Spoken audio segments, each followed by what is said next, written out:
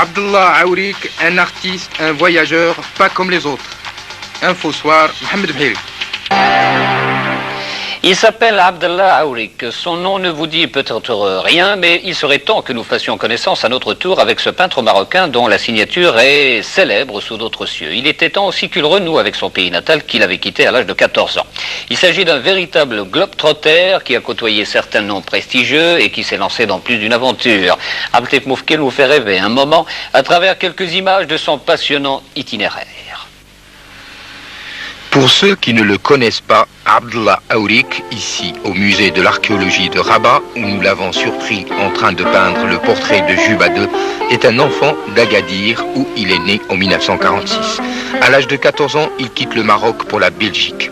À 20 ans, il est diplômé d'astrophysique de l'université de Cambridge, se lie d'amitié avec le philosophe Bertrand Russell qui s'intéresse à ses dessins et à sa peinture.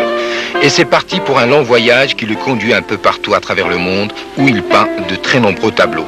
En fait, il ne s'est jamais arrêté de peindre depuis l'âge de 9 ans. L'art est une forme de communication qui permet à l'artiste de visualiser les faits et les événements de son époque. Et par conséquent, il contribue à l'évolution de l'histoire.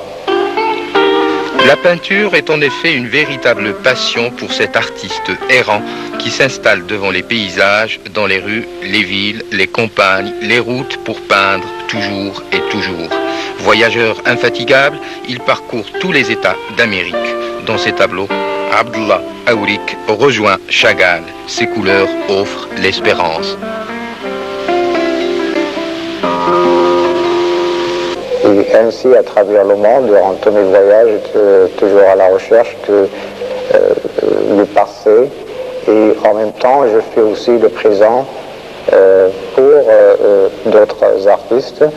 Et toujours en pleine nature.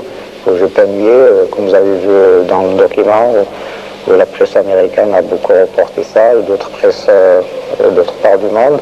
C'est toujours sur les lieux même, parce que l'artiste doit constamment travailler en plein air, il doit être constamment près du public, où le public le critique.